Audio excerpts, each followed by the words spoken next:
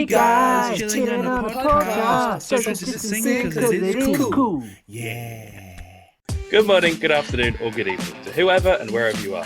My name is Harry Barr. This is the 27 podcast, and as always, I'm joined by the wonderful Ben Butler and Joscel Manarambona. Guys, how are you? We're back on the top, boys. We're back on the laptop. We're back in full production. I think I genuinely think this is the first episode where, I mean, for the YouTube viewers, we haven't got any black bars. Like, all of us have got like a full screen view and no black bars on the side of it. Yeah. God, look at this. Only took us 19 episodes. But we're all finally on laptops. Past week has been pretty emotional, hasn't it, boys? It's been a bit emotional. Is it? Yeah, no, it was we left the uni house. We have departed the 27 Southfield. Yeah. I no longer get to wake up and see my best friends every day. Yeah. That's weird, isn't it, when you think about it? How depressing is that? Yeah. But me and Harry, because Harry came down to mine after we left, and on that, when we're saying goodbye, because I'll see you, I don't know, when am I next going to see you? I was like, oh shit, we need to find something to go and see each other at, because I'll see you. When is it next going to be? I don't know, Ben. Probably my birthday, but that's in October. I know. Literally 2 months. Is there anyone that we know's birthday in September? If your birthday's in September, please let us know and we can come to it. We will celebrate with you. Coming soon to the 27 podcast Patreon. If birthday every month. Just as a disclaimer. That's so depressing, though. I just It is sad, does make me sad. And I start my course on the 1st September. Yeah, that's scary. Yes. Like it's been what? Less than 2 weeks. It's less than a week when this comes out, I think. Yeah. Mm. God, it is just all coming up so fast. It was weird that it was very emotional saying goodbye to you guys and the house as well. So it's not to plug my personal channel, but I have a video coming out at some point, basically documenting us leaving. And it was when I was back in my car and I was it was raining as well, so the pathetic fallacy of everything was properly on point. I just sat there and was like, this is really, really emotional. This is the last time I'm going to be leaving this road to then go home, and I don't know. Again, I don't know when I'm going to see you guys again in person. Anyway, yeah, Life hits hard. But we're an amazing few years at uni, and living with each other, and I wouldn't take any of it for granted, or I wouldn't change a thing. Yeah, it was fantastic. But I've got some big news. It's not even relevant to me, but I'm a little bit. I just want to gauge some opinion on it, and I think this would be good because I think we've got a nice little contrast here of shopping habits and shopping. So I'm not sure if you guys saw, but the other day, Selfridges announced that you can now rent clothes. Rent. Yes. So they announced this rental service where basically designer clothes are, I looked on the website, it's basically at 10% of what they would cost to rent them. But you obviously rent them for a period, and if you return them within 24 hours, cleaned and everything, you get your full money back. So it's literally like a deposit, essentially. Sort of. But it's so the reason their argument is that it stops fast fashion because it stops people just buying one dress and never wearing it again. Wearing it once and then it allows you to try it on before you buy it, so it's a bit like it's a free trial. And you don't have to return it clean or anything. They'll do that all for you. So basically, that's what their argument is. But just before I get a bit more into it, what do you guys think about that? Would you rent clothes? I mean, again, different shopping habits and everything. I'm not massively a fashion icon guy. I wear Vans because it's comfy and it fits me, and I wear 27 podcast merch because it's incredibly high quality. That is it. Yeah, I wear burgundy and some black. But I guess you can hire suits and tuxes and stuff for weddings and things. So like I understand that because that's like an event thing. But I feel like if you're just like renting a t-shirt or some jeans or some shoes, it's just a bit weird, isn't it? I feel like it's also like it's giving people like a false sense of like, oh, I'm Mr. Moneybags because I've got this Gucci top or I don't know brands. So. Well, in actuality, your trial period ends in 2 weeks. No, that's ridiculous. I don't know. I'm not really a fan of that idea, to be honest. I just don't like the idea of potentially renting something that probably has been worn by countless amounts of people. Yes, it's probably been cleaned in between use, but in my head, I still know someone else has worn that. Yeah, like how many people have worn that. I guess when you try on a pair of jeans in a shop, though, someone's probably worn them. Of course, okay. But what I was hoping we'd go down a bit is, I have one tux. Yeah, I've worn that tux all the time. Any time I go to a black tie do, I wear that tux. It's a good tux. I like the tux, and you know, that's perfect. I do not understand the issue with wearing something more than once. But I don't think it's an issue for men. I think it's only an issue for women, where if they're out and if they wear the same dress twice, it's criminal. Why? Why is that? That's something I don't understand. I don't understand that at all. And when they feel the need, they feel the need to get a whole new outfit for whatever thing they've got. I'm like, it's like my sister does it all the time, though. I don't think that's.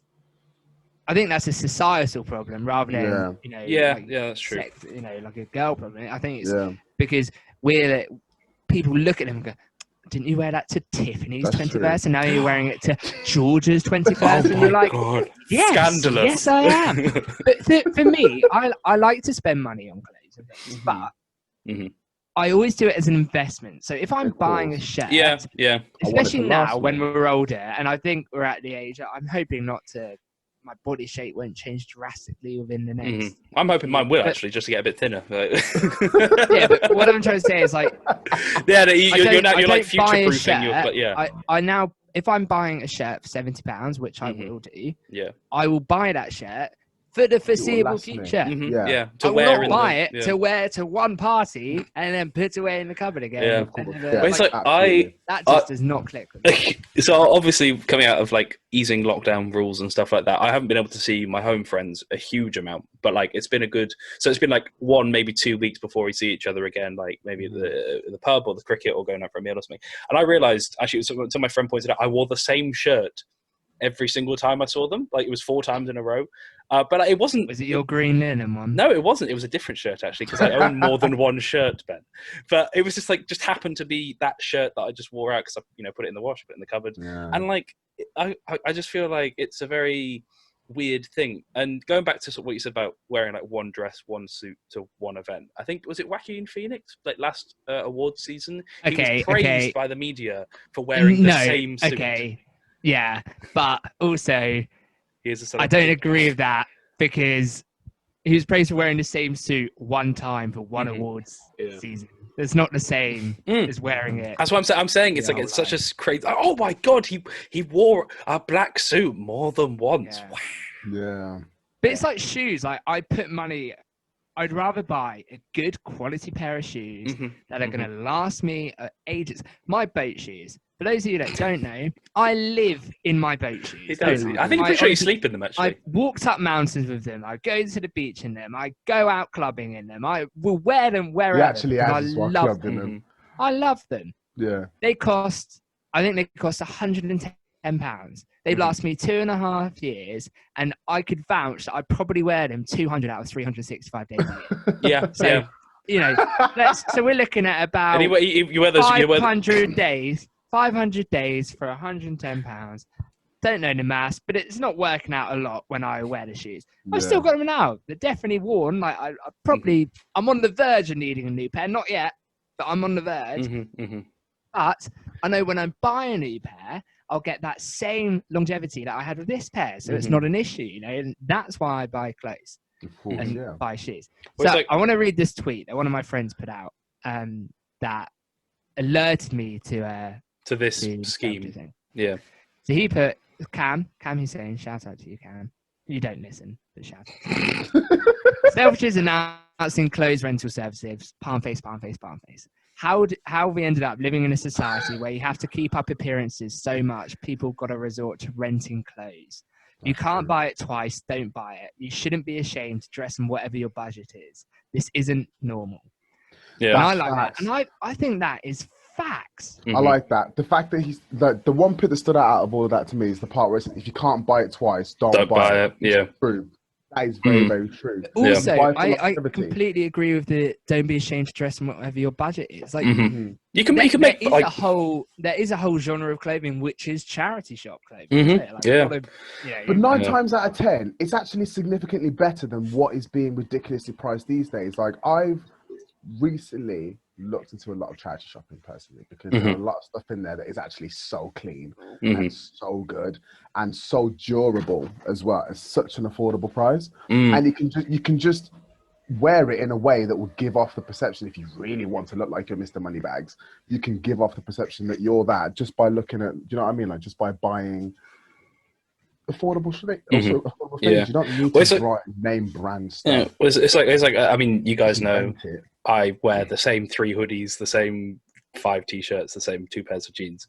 And I went for the first time in a long time, I went online shopping the other week and I bought 2 pairs of new shorts, which is the most pairs of shorts I have ever owned at any one time. And I now have 3 pairs of shorts. Yeah. And like, I think the whole shop cost me like, because I went like in the sales section of it and I got some pink shorts, pink shirt, like a black Hawaiian top, which I wore in episode 18. Harry, I think pink's your new favourite colour. I do quite like pink. Yeah, you're telling me every time I buy something pink. But like I got these 4 things and some socks for like 50 quid, 60 quid, I think. Yeah. And like that's like the most I've spent on clothes in a long time. Yeah. I think the thing I normally spend is the shoes, as Ben said. That's probably the thing I spend my most money on, just because I wear them every day. True. I think I can understand the arguments of with things like ASOS and stuff, because ASOS, Boohoo, you know, these sort of places, they promote fast fashion, and the issue of them doing cheaper clothes, which entices people to buy it, is that they don't last and they're made cheaper, so they don't, you know. So that is why I'd rather spend £50 on a shirt rather than spend £20 on a shirt, because I know it's going to last me a lot longer. Yeah. So I don't know. I just think this rental service, I just think it's a load of bollocks, to be honest. And I don't agree with it at all. Yeah, no, it's very. I feel like it's one of those like fake, like, oh, we're helping, but you're not really helping. You're just kind of up your own ass, sort of self-righteous stuff. It's just, and like, what if, say, Joscel rented a shirt? We'd rinse him so much. But also, would you tell people? And then, but that's the thing. That's what I was going to go on to. Yeah. And I'm like, oh, Joscel, can I borrow that shirt that night? And you're like, oh, no, I've got to return it tomorrow. Yeah. I can't take the tags off. Yeah. And like, I don't know. I guess you can. There are a lot of like different ways you could go down this. So you could say it's like renting a house. And people will sit here and just buy a house, but if you can't afford to buy a house, then you can't. And I guess so. I bet people will use it. I think people it might be like useful for is like Instagram influencers who want to like take a whole bunch of photos of something, and then like 6 different outfits, and then if you're spending like, rather than buying £600 worth of clothes, if you're only spending 60 quid, like 10% or something, I can understand that. But equally, why do that? Because you're just selling, again, like a fake image of yourself. Just as don't be afraid to dress to your budget. Yeah. Say I was going to London Fashion Week, then it's a bit you bad. know you sort of wear a bit of outrageous clothes, don't you? Yeah. Get the crowd pumping a bit. So maybe I'd rent an outrageous shirt. I don't know, but like. I don't know. Yeah, I think it's difficult, isn't it? It's a really difficult one. Yeah. It is difficult. Yeah. I just had to bring that up. But it is a silly concept. In conclusion, I think it's a silly concept. Yeah. So are we all on the no to renting? Yeah. That's a no from me.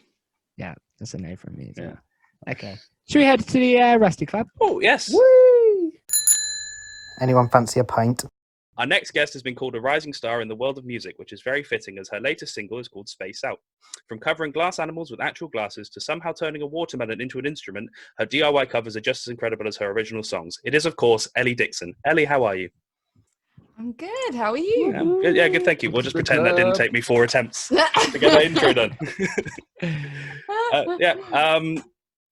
How's lockdown been treating you then?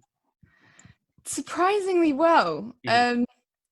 Yeah, everything's kind of taken off over lockdown, really. I think because no one's had anything better to do than listen to my music.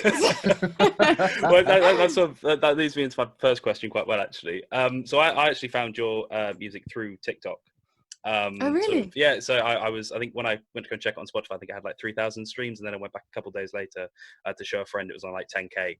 Wow. So like, it's just sort of, how do you think social media sort of like helped you sort of grow and gather this sort of growing audience?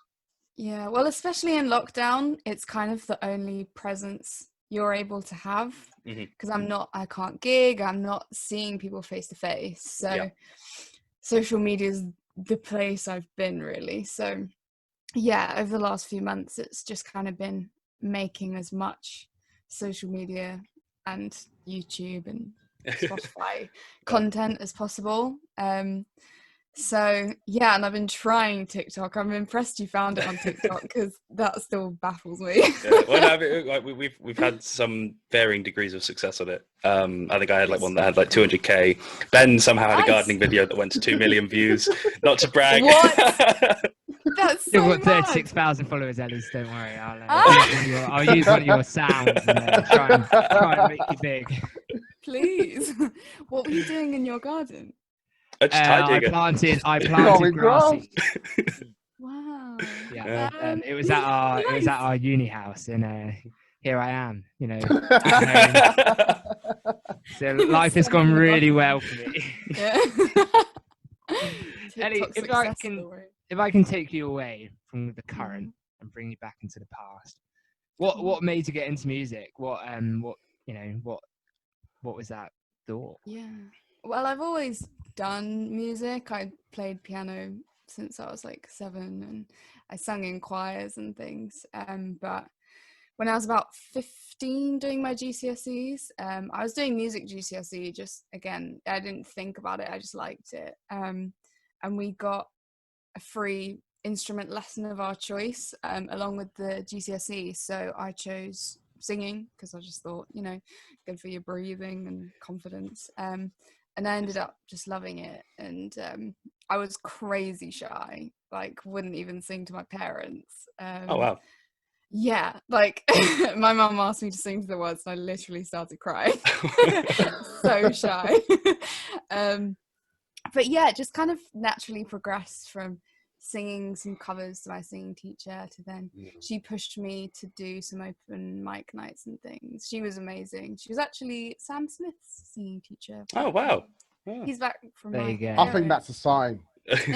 Sign. The next, hey.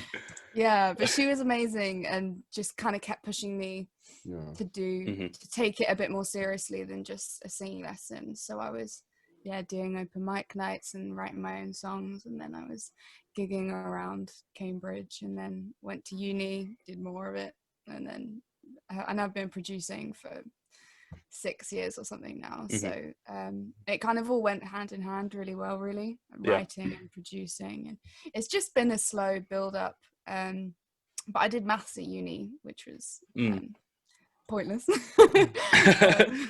I was going to ask actually, because you said in one of your Q&As you did maths. Like, do you think that's like influenced it at all, sort of like with the maybe logical thinking?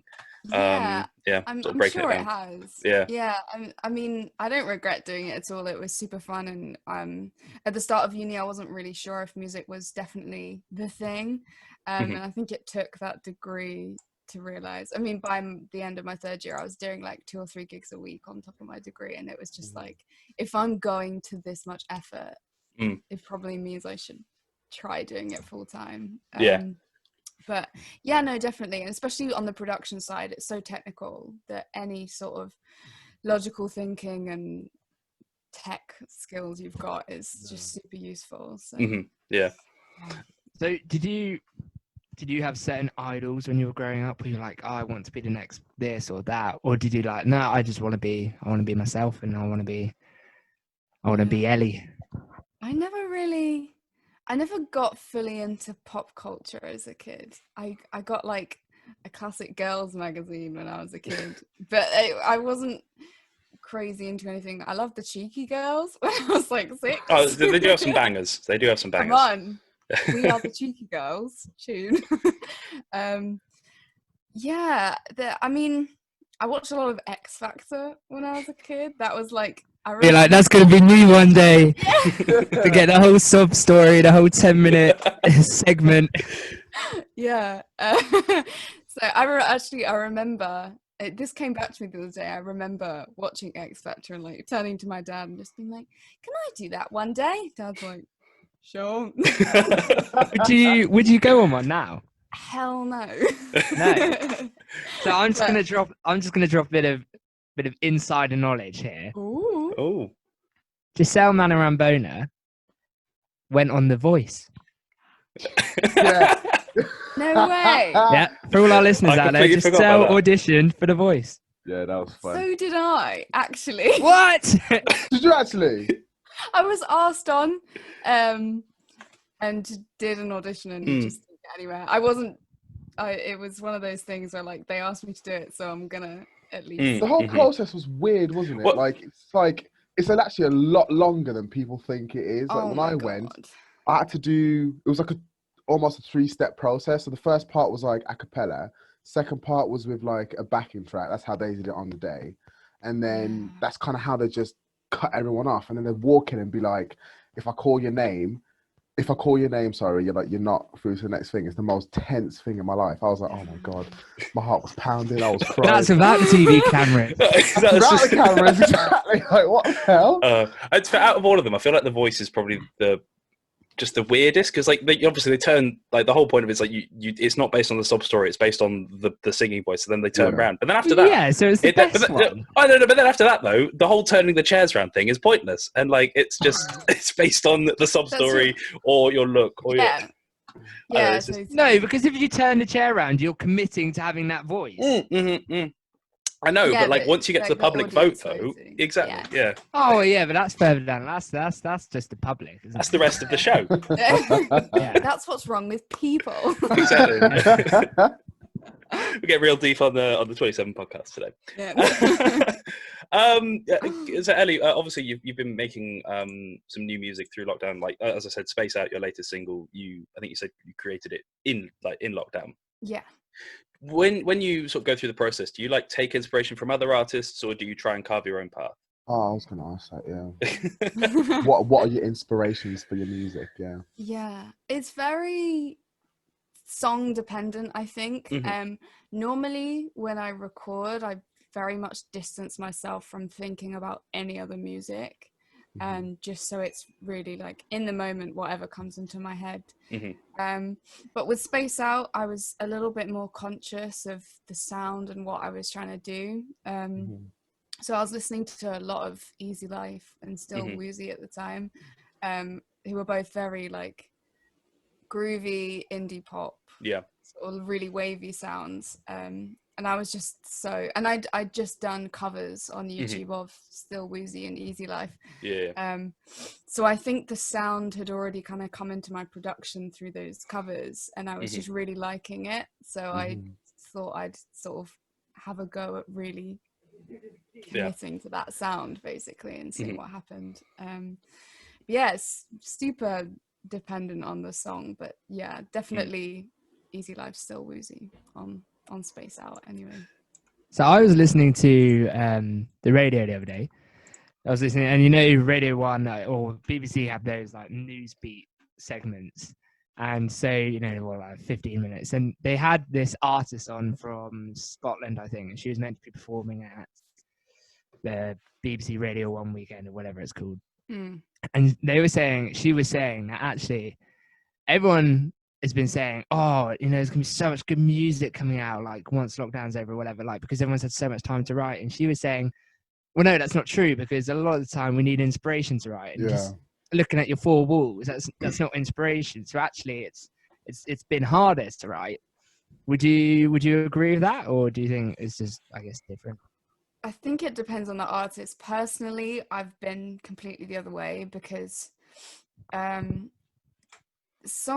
there's a lot of, you need that first inspiration, but then after that, it's kind of like flexing a muscle. The more you do it, the more you kind of get into the habit of doing it. But as someone who has always had to work from home anyway, lockdown is kind of like business as usual. So it hasn't been too much of a huge change for me. So it's actually been quite beneficial for what I've been doing. But I've heard through sort of artist friends that they've, you know, not written anything for like months because there's just no, and it depends what kind of state you need to be in to write, because some people need to be really relaxed and positive to write, in which case if you're stressing about lockdown or your job, or it's really hard to write. Whereas I think for people who kind of creatively thrive off worrying or the negative emotions, I think it's been quite good because it's a bit stressful right now. And I think that's been quite a source of inspiration. Like Space Out was totally just about how I was feeling over lockdown. So yeah, I think it's totally dependent on the individual really, but yeah. So I was listening to some of your music in preparation, as you do. Thank you. And the song, my favorite song of yours is Freak. Hey. And I was listening to the lyrics, properly breaking it down. And was there inspiration? That song to me doesn't seem something like you just one day wake up and you write. It seems like stuff has happened behind it. It seems like, you know, you could read through the lyrics and there's like a story about it. Is that the case, or is that because you have so I've written down some lyrics. You have like, it doesn't matter who you are, what you are, where you live, just have fun, dance, do it, be a freak. So is there a little backstory to that song? Obviously you don't have to say it if it's too personal or anything, but no, it's fine. Is that something that you got inspiration to write? Yeah, well, Freak was one of the first songs. So I used to write very cryptic lyrics. I listened to when I was growing up, like Owl City and Ben Howard, and people who write fairly like, it was more about those the fireflies, I visual. tell you. Yeah, they are you know, cryptic. I mean, he clearly wasn't talking to fireflies. That just visual thing. So I wrote, Freak was the first song where I actually thought, I want to write a song about that. And there was nothing particular. It wasn't like an event that caused it or something like that. But it's just, I spend a lot of my time just getting annoyed at injustice. And I think I feel like it's a thing you're okay to get annoyed at.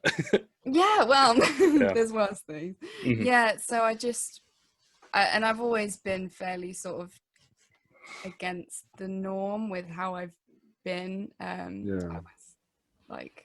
was a super weird, loud kid. And yeah, and especially for the treatment of women, I've always been really passionate about it. So it was really special to write a song about something that I really had a lot of sort of passion about. And it was something I hadn't done before. So and that was the best. That track did the best on the EP as well, which really, it had such a good feeling that people started to really connect with something that I'd connected with. And then for my after that, I've done my latest 3 singles where I've learned from that and seeing that people want to see what I'm feeling and what I think. So well, I definitely got that. I think it was with Ugly, especially the music video as well. So where you filmed with the Cambridge women's rugby team? Yes. So when you're filming stuff like that, can it be like quite stressful, or is it sort of more fun and sort of relaxing? Because that looked like quite a good shoot, especially at the end. But well, that was like the biggest project I've ever done video wise, because all my other videos are like basically me, and it'll be one of my friends filming, Yeah. and it's just like a little thing because it's money, it's time, it's organization. But I was brainstorming with my mum, and we just had this idea, and it was just too good to not do. Yeah. And I mean, it was totally stressful because you're organizing people, making sure everyone gets there. But the guy who filmed it was really good. He helped me storyboard it, plan the day. We sort of had a timeline of everything going on. Yeah. So by the time the rugby girls had come along, we sort of had this plan of what we were going to do. Yeah. So it was actually, on the day, I could not believe how well it went. Considering the stress running up to it. I think it's that stress that causes all the planning that makes it go well. So, yeah, that's true. Yep. Yeah, but Ugly was basically Freak 2.0. I just wanted to reinforce the point. Ellie, sorry, I have a really, really important question. Uh-oh. And me and the boys, we've thought about this before, and Jocel's a little bit musically inclined, but the other two, me and Harry, are not. When Excuse me, man, do you not see my guitars that belong to my dad and my brother? Like, come on. When you write, what do you start with?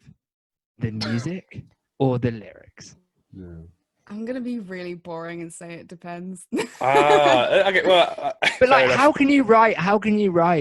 Oh, okay. How can you just like say you're just jamming out on your guitar and you get, that's a cool beat, and then you're like, now I need to put some lyrics in it. Surely it's like easier to write the lyrics and then force them into a beat. I'm completely the other way around. Where writing. Wait, did you mean it's easier to write the melody for the music? No, it's in like write the lyrics. Sorry, it's easier to write. No.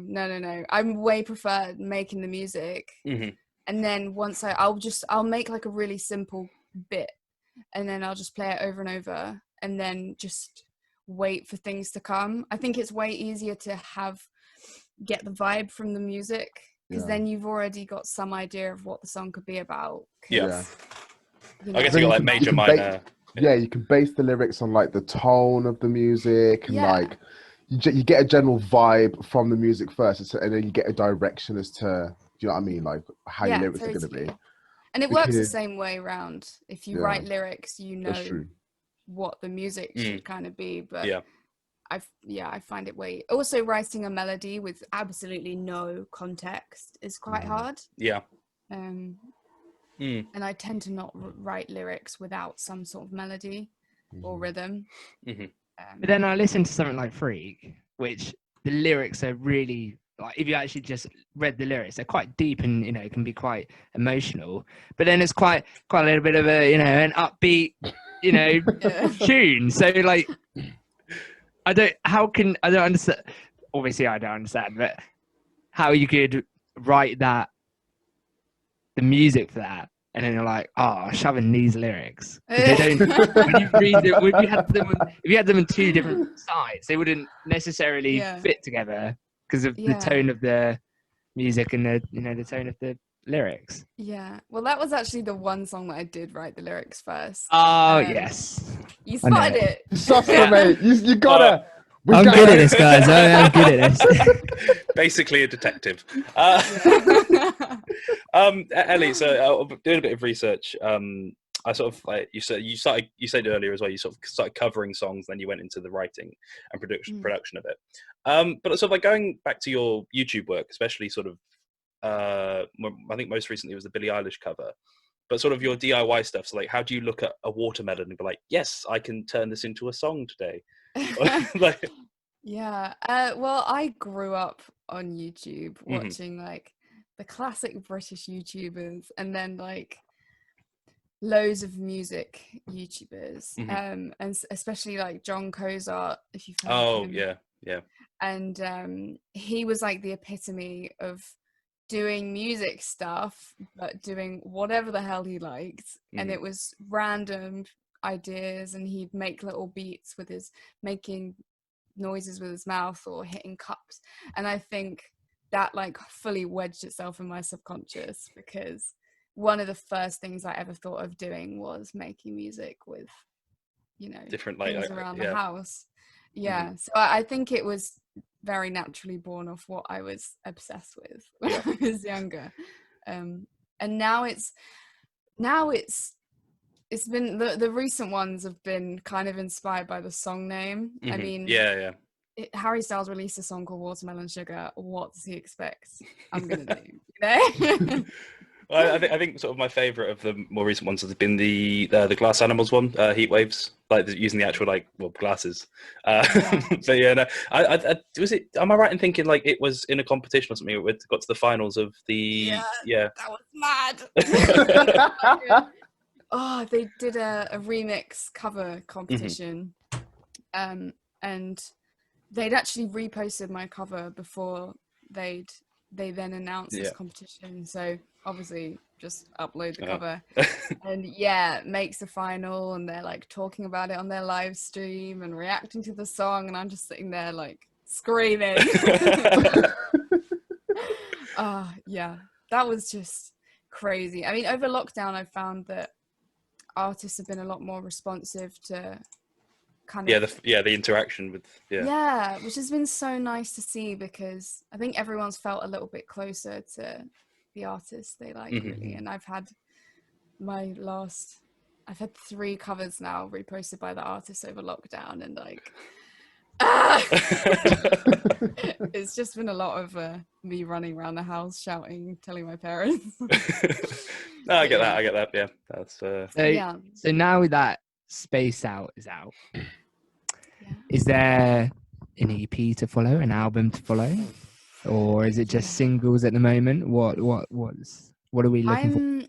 I haven't decided on what I'm doing yet. I'm still making lots of new content, and sort of I've got loads of demos, loads and loads of demos. So but I'm not deciding what I'm doing yet. I'm kind of waiting to see if I'd really like to release an EP, but I'm kind of waiting to see if it emerges. I don't want to force if I've got a load of songs, I don't want to just kind of force them onto an EP if it doesn't make sense. So I'm kind of waiting to see what presents itself, really. I think we should collab personally. Ellie X27 podcast.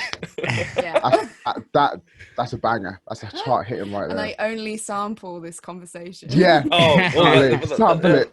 DIY cover of the 27 podcast. We'll reblog it. I'm so tempted. Do that, Ellie. We the next season we're gonna have to get a new intro. So maybe do a collab. Or just for you talking about your gardening TikTok. Oh man, I'm so tempted.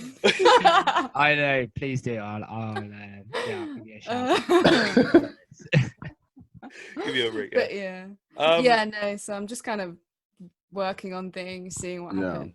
But definitely more music to come. Absolutely. Fantastic. I eagerly await it, because I mean, we do sort of a segment called Tune of the Week on our Instagram page, but we just pick like our favorite song of the week. And I think Space Out about 3 weeks ago was my pick, and like it's just been on a constant rotation on my playlist. And every time Harry gets drunk, every time I play it. Every time.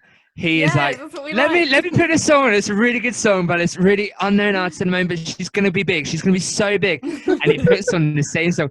And it's a great song, don't get me wrong. It's a fantastic I hear song. It every time. Every time he's drunk, I hear it. I'm sorry, I'm your best friend, Ben, and we always get drunk together, you know. Your curse. Ellie, it's been wonderful having you on. Have you got any way, if you want to shout out any Instagram, YouTube, Spotify stuff? Yeah, just search Ellie Dixon or Ellie Dixon Music, ELLIE, Dixon with an X, and I'm everywhere.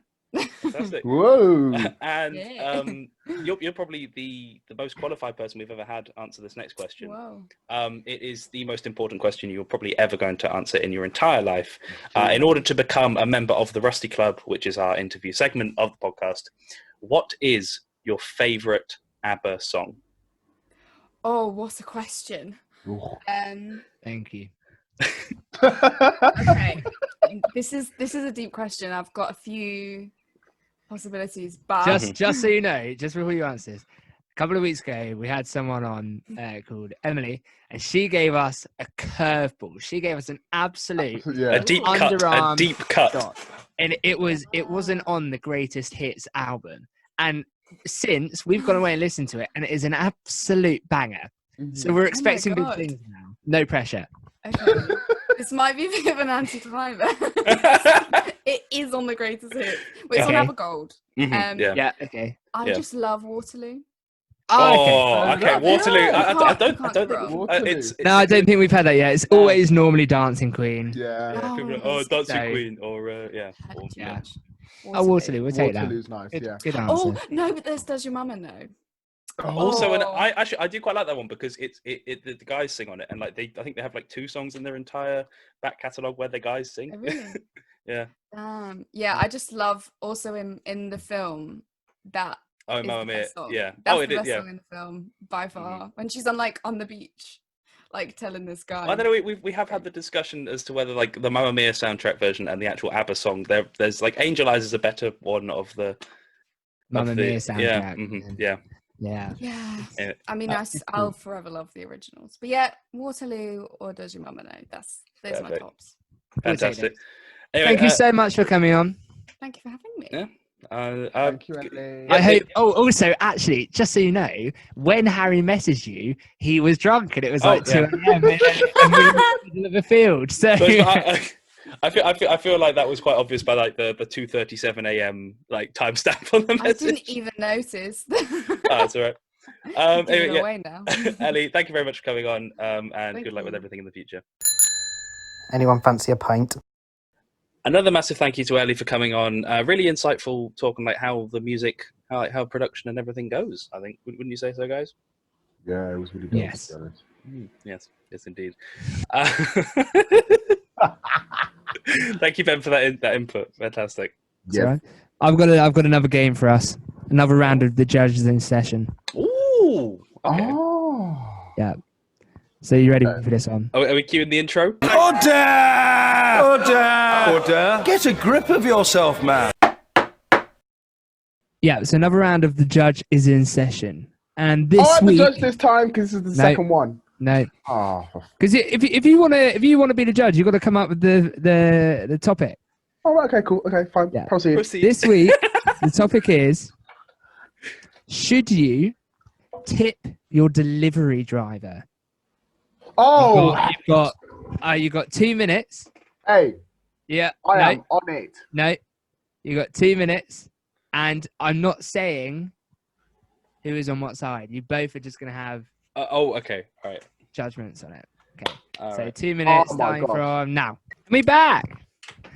So I had to make it clear to the boys whilst they were writing down their arguments that we're talking about food delivery drivers, not your Hermes, your DHL, your Royal Mail. So, any takers to go first? I'll start, I guess. Harry, go for it, mate. Unless it's how you particularly really want to. Okay, so I flat out just went, no, shouldn't really be tipping them. I'm going to preface this with like the whole tipping culture. It's very much like an American thing because there's no minimum wage there. Like the minimum wage is like $2 for like waiters and stuff, which is why they're so reliant on the tips. Mm-hmm. So like the whole tipping culture in the UK thing, I think it's like you reward them for like if the service has been good. I sound a bit wanky here, but like it's in restaurants and stuff. It's like you tip. Because it's like a continuous service, and like the chefs and stuff get a split of the tips. Mm-hmm. But it's like my main thing was like they don't prepare the food; they just like bag it and then bring it to you. So it's like essentially just you're already paying for the convenience of that. So why pay on top of that? That's sort of my outlook on it. Again, I sound very wanky, but that's just my thoughts. Yeah. Yeah. Is that your whole argument? You had 3 minutes to come up with. Oh, no, we didn't. We had about 20 seconds. I had other arguments for like Hermes and UPS and stuff and FedEx. I was about to tear Hermes a new arsehole. To be honest, I'm not gonna lie. If you didn't clarify, it was the delivery drivers. Yeah. I'm kind of taking the flip side of that. I think we should tip our delivery drivers purely because A, they are doing what we were too lazy to do, which is deliver our food. Without them, we wouldn't get our food to begin with. B, the delivery drivers that I tended to get when I got my deliveries, I'm speaking based on my drivers, they were always so nice, so, like, if they were a bit late, they were, like, so apologetic, and I'm like, oh, do you know what? Here, get yourself a nice meal deal. Do you know what I mean? Or, like, they're just always really, really nice, and they're so prompt. And you got to think about it as well. They've still got to deliver your food if it's pissing it down with rain, whilst you're sitting there in the comfort of your own home also. So they have to go through all that stuff to bring your food to you. Please wait, Mr. Bell. Just so you're done. Rebuttal. Yeah. I've just realised it's not like Tesco delivery. No, come off it. Come off it. No, you're joking. No, you are joking. No, I'm not. I thought it was Tesco delivery driver. If it's a food delivery driver, why would you think? If you just say the word Tesco? Deliveroo, if you just said the word Deliveroo, I would have got. Yeah, but I'm not talking about just Deliveroo. No, I know, but like I'm talking about your Pizza Huts, your Domino's, your Papa John's, yes, your McDonald's. I was thinking, like, oh, you get some carrots, you know, oh, you get. I'm sorry. Originally, I thought it was about FedEx and UPS and stuff like that. I'm sorry. Okay. So, yes. Okay, would you tip your delivery driver? Yes. Okay, I would tip my delivery driver. Yeah, I like or other thing. Okay, right. I'll take the L on this. To be honest, misunderstood. And when was the last time you tipped your delivery driver? Last time I got a Deliveroo. Yeah, the rider tip thing, isn't it? Yeah, true. But the one drivers that I'll never ever tip are the Domino's delivery. Domino's, if you hear this, sort out your delivery drivers, man. I swear to God, they're always all like grumpy asses. Here's your food. Probably because they never get tipped. They don't give me a reason to. Whereas delivery drivers, they're always so nice, so happy. I mean, it just baffles me. They have been doing bits like, especially start of lockdown as well. Like they were out there working key workers on it. Yeah. And do you know how you can track your delivery driver as well? My drivers are always at the restaurant, like, before the food's even done. And then I'm like, oh, I love it. Thank you, Raoul. Raoul, it's always Raoul. If you see this, thank you. You probably won't, but thank you. I appreciate the reason I brought this up is because I am a delivery driver. Yeah. For the first time ever, I got tipped the other night. I got tipped £3. Oh, wow. I was really grateful. But as the delivery driver, I don't necessarily feel like I should be tipped. I don't think that's a thing. Interesting. But I guess the argument is, if you don't have to pay for delivery, then I don't think. If you have to pay for delivery, you don't think that. You should have to tip. That's fair. That's fair. However, if you do have to pay for delivery, then I don't think you should have to tip. But you know, as at the end of the day, as Joscel was saying earlier, when you order food in, it is a bit of a let's just order something in. You know, it's a cop out. It's a cheat. So you're then asking someone, and you know, at the end of the day, it's my petrol that I'm spending to drop your pizza to you. Yeah, and then I've got to drive back as well. So if you're 20 minutes away from where I work, I've got to drive 40 minutes to drop your pizza.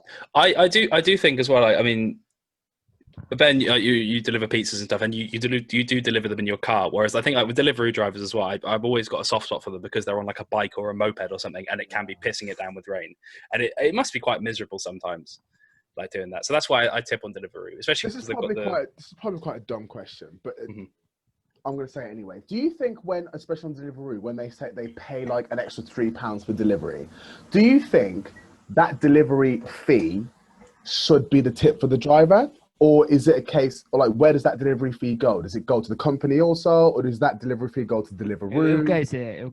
I presume it'll be I presume the way it works is the way Deliveroo will make money is, say, taking a cut of it. Yeah. Well, no. I presume it's from the delivery fee. So I'm going to use a generic example. KFC, okay, so you buy a bargain bucket, I don't know how much it costs, but for £5, but then you have to pay £2 delivery fee. Well, KFC aren't going to take less money than that they could get if you walked in the store. Yeah. So the money that Deliveroo make is from the delivery, which is why you have to pay delivery. Yeah. True. I think also, like, when you I mean, I live in a village, so there's no Deliveroo, there's no Uber Eats, it's literally just like, order it, come and pick it up. But like, some places have started to do delivery just because, like, it's just the way times are changing, especially with COVID and everything. And I feel like the delivery is just basically to subsidize the petrol of whoever has to drive the car there. I think there's an Indian restaurant where I live, and they have a cheaper takeaway menu, but you have to charge full price if it's delivered, I think. Again, I'm not sure. You can't quote me on India Village, but yeah, this is just. I feel like I understand independent places doing it as well, but delivery they have to make their money somehow, and yeah. Ben, where you work, is it on Deliveroo? No, you order online. All right, okay. You order online. Or you phone up. So we don't charge a delivery, and I get £1 per delivery back. Mm-hmm. So okay. Last night I did 10 deliveries, so I get £10 back. But the way I see that is petrol money. Yeah. So that £10, that's what I'm making up in for petrol. But obviously overall I'll be at a loss on petrol. But you are getting paid as well for the hours. So yeah, but I am on minimum wage. So, yeah. So yeah, I just thought it was interesting because I got tipped the other night and I was like, oh, this is weird. Oh. Because essentially, again, another argument is they're just your waiter whilst you're at home. You tip your waiter for dinner. Yeah. So why wouldn't you tip your delivery driver? You know. Yeah, that's true. Then again, I don't expect to be tipped. So I never expected to be tipped when I was a waiter. It's just nice to people. Yeah, I did if I was a waiter, but not if I was a delivery driver. Yeah. Anyway, right. Insightful. Great conversation. I'm assuming Joscel won that, considering I got the complete wrong end of the stick. Yeah, of course he did. 2 for 2. Well, he said yes. You said no. So. Well, I thought it was test. Gosh, shut up. Another episode in the books, guys. Episode 19. Our penultimate episode of season 1. Actually, I don't think. Just so you all know. Yeah, I don't think we're taking a break after the 20th episode. We're going to have a month off. We're all starting different career paths, apart from Harry.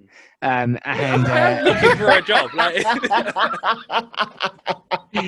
So we're going to take a month, go away, recalculate, get some good guests on whilst we're out there, and then do another 20-week stint, which probably take us up to Christmas. It'll take us past Christmas, I think. Possibly, I don't know. How do months work? Yeah, anyway. A Christmas special. Oh, I'd love that. Anyway, right. Thank you very much for listening, guys. Again, go and check out Ellie's music. It'll be linked down below. Go and follow us on Instagram, on Twitter, like us on YouTube. Subscribe to us on YouTube. Give us a review on iTunes. You can follow us on Spotify. There's just so many different things. Go and do all of them. Buy the Red Pebble merch. Oh yeah, also buy the merch. On YouTube. Check out the hats on Salt and Stitch. Check out the tops and mugs and everything on Redbubble. Plug. Go and do all that. Thank you. Thank you, guys. We love you lots. Goodbye. We love you. Adios.